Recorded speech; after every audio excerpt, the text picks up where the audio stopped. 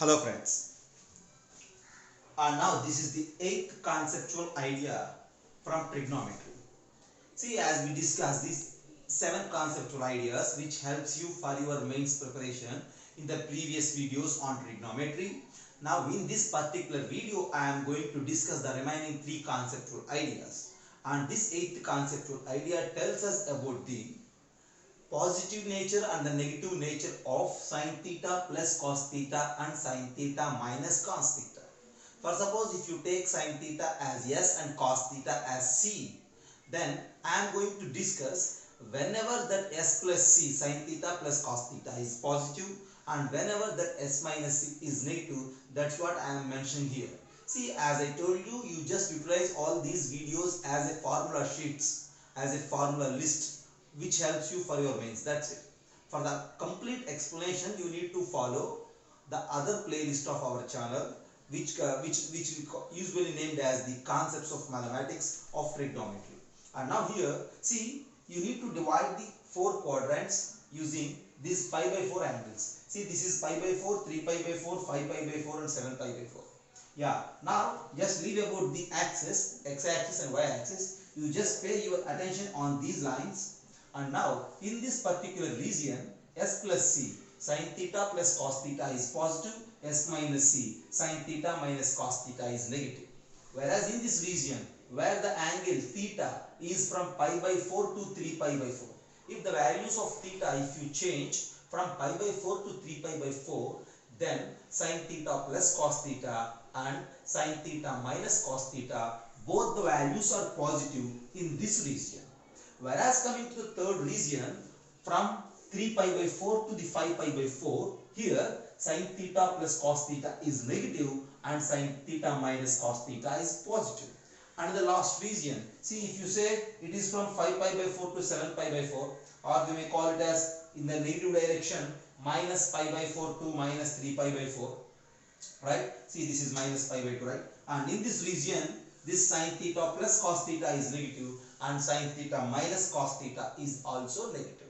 So if you look either in this region or in this region, both the values are either positive in that region and negative in this region. Whereas in these two regions, if one is positive and the other one is negative.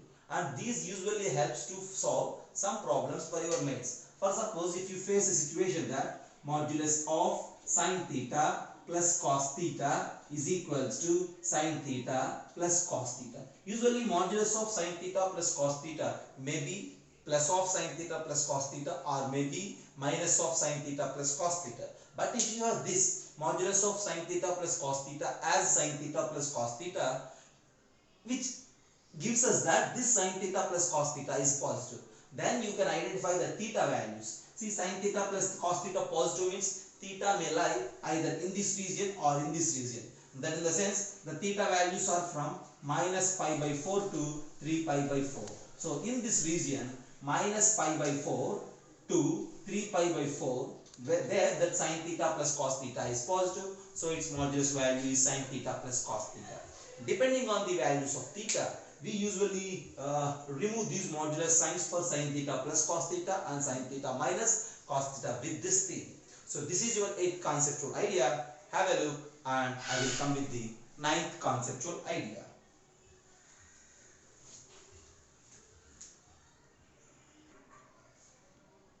Now look at the board, and this is your 9th conceptual idea of trigonometry. See, and this conceptual idea tells us about the Jensen's inequality. Actually, Jensen's inequality is a subcontent of the inequalities concept, but here in trigonometry we use this in some situations. Once look at the Jensen's inequality. See, if you have a graph of a function in either of these two formats, that in the sense the graph will be like this, and you need to observe some empty space below the graph. And in the other case, the graph will be like this. Here you are observing some empty space above the graph. See, if the graphs are either of these two formats, then since the graph is like that, above the empty space, functional value is more, that in the sense f of x plus y by 2 is greater than or equals to f of x plus f of y by 2. And for suppose if the graph is like this, then in that case f of x plus y by 2 is less than or equals to f of x plus f of y by 2, right? And we have a chance to extend this theory not only for two numbers, we can extend it for three numbers, four numbers and five numbers also. For suppose if you have three numbers like x, y, z, then there you need to write f of x plus y plus z by 3 greater than or equals to f of x plus f of y plus f of z by 3. Here also the same thing, okay? See, if you have three numbers, you need to use the arithmetic mean of those three numbers here, like x plus y plus z by 3, and here the arithmetic mean of their functional values actually, right? So first of all, before going to utilize this Jensen's inequality for the given functions, you need to identify the shape of the graph of that particular function.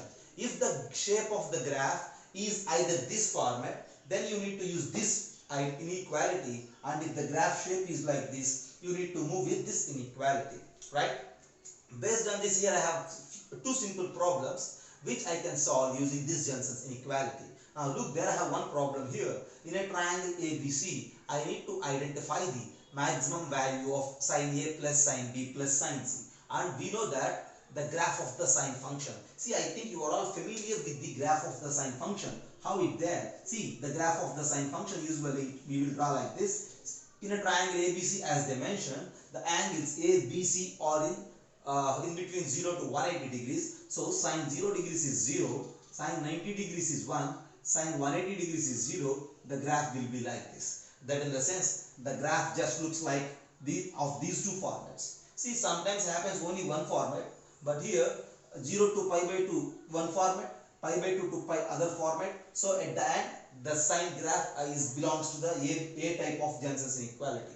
And here we are going to apply inequality. So what I told you like this, the functional value is more than the arithmetic mean of individual values. That in the sense, since the graph is like this, we can write it like this: sine of A plus B plus C by 3 is greater than or equals to sine A plus sine B plus sine C divided by 3. Just what I told now.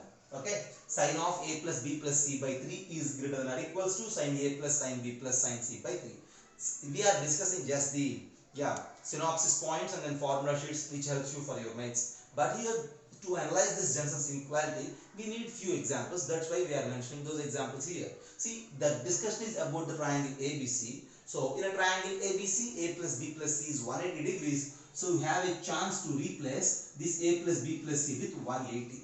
And for sure, what you say about that A plus B plus C 180, 180 by 3 is 60 degrees, and this value is what? Sine 60 degrees. So directly I am writing here sine 60 degrees is greater than or equals to sine A plus sine B plus sine C divided by 3. You have send the 3 this side, it becomes like this. 3 sine 60 degrees is greater than the sum.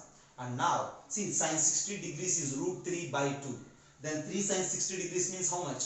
3 root 3 by 2. And now if you look, sine A plus sine B plus sine C is less than or equals to, if you turn this side, it less than or equals to 3 root 3 by 2. So this sum value is always less than or equals to 3 root 3 by 2. Then that is the maximum value for this sine A plus sine B plus sine C. So to find the maximum values for these type of problems, we have to use the concept of Jensen's inequality. This is one example related to the A. And coming to the B, I have another example. See, it's a previous year question actually. And A plus B, A and B are two angles. A plus B is given as pi by 3, and the minimum value of tan A plus tan B they ask us to find. Right. Yeah, here one more thing you need to note, identify is, in the question itself they gave us that A, B are acute. Okay. Right. And now we are going to think about the tan function. I think you are all familiar with the graph of tan. Graph of tan for in between 0 to 90 degrees, it will be like this. Since the graph of the tan function like this is of the second type, so you can use this part. But here only two angles are involved. Then if you apply Jensen's inequality for tan with the angles A plus B, then you will get that tan of A plus B by 2 is less than or equals to tan A plus tan B divided by 2. And now what is A plus B? As they given A plus B as pi by 3. Since A plus B is pi by 3, pi by 3 by 2, what it is? Pi by 6. Okay, directly I am writing, this is what? tan pi by 6, which is less than or equals to tan A plus tan B. And if you send this 2, it becomes like 2 tan pi by 6. Yeah, what you say about tan pi by 6? Tan pi by 6 is 30 degrees. Tan 30 degrees is 1 by root 3 and this value is 2 by root 3. If you turn this side, it becomes like tan A plus tan B is greater than or equals to 2 by root 3. A tan A plus tan B is either equals to 2 by 3 or greater than 2 by 3. That in the sense the minimum value for this tan A plus tan B is 2 by root 3. There ends this problem. Okay. So likewise, to identify the minimum or maximum values of the trigonometric functions, this Jensen's inequality helps us, right? So this is 9th conceptual idea. Have a look and I will come with the 10th conceptual idea.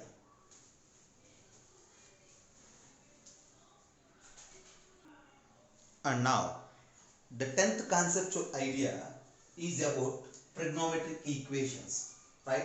So if you have sine theta is equals to sine alpha, this alpha is a known angle whereas this theta is the variable angle. So you need to identify the values of theta if this sine alpha is known for us. Then that theta, depending on alpha, we have many options to identify theta, right? And all those values are identified by theta is equals to n pi plus minus 1 to the power n into alpha, where in all these cases that n belongs to integers. You just replace this n with some integer, you will get one value for theta. So likewise, see, alpha is fixed here, pi is fixed, and if you change the values of n with different integers, you will get different values. And among all those values, for sure one value lies in between this minus pi by 2 to pi by 2 region, and that particular value is known as principal solution. So to identify the general solution, we need to memorize these rules, and to identify the principal solution, after identifying the general solution, you just replace the values of n with integers, and by getting different values, you will get one value which lies in this particular region as mentioned, and that value is the principal solution. Yeah, for cos theta is equals to cos alpha, the general solution is theta is 2n pi plus or minus alpha, and for tan theta is equals to tan alpha, theta is n pi plus alpha, and for these squares, sin square theta is sin square alpha, cos square theta is cos square alpha, and tan square theta is tan square alpha. And for these three cases, the same principal general solution, and that is theta is equals to n pi plus or minus alpha. So at the end, from this 10th point, you need to memorize these rules for the general solution and these regions as for the principal solutions, right? And this is the 10th conceptual idea regarding trigonometry. So at the end, see, you need to practice all these 10 conceptual ideas to attempt your mains examination with much confidence and with more conceptual clarity, right? See, if these, I hope these videos are very helpful for you, and if these are helpful, you don't forget to like, share and subscribe for your subscribe, okay? And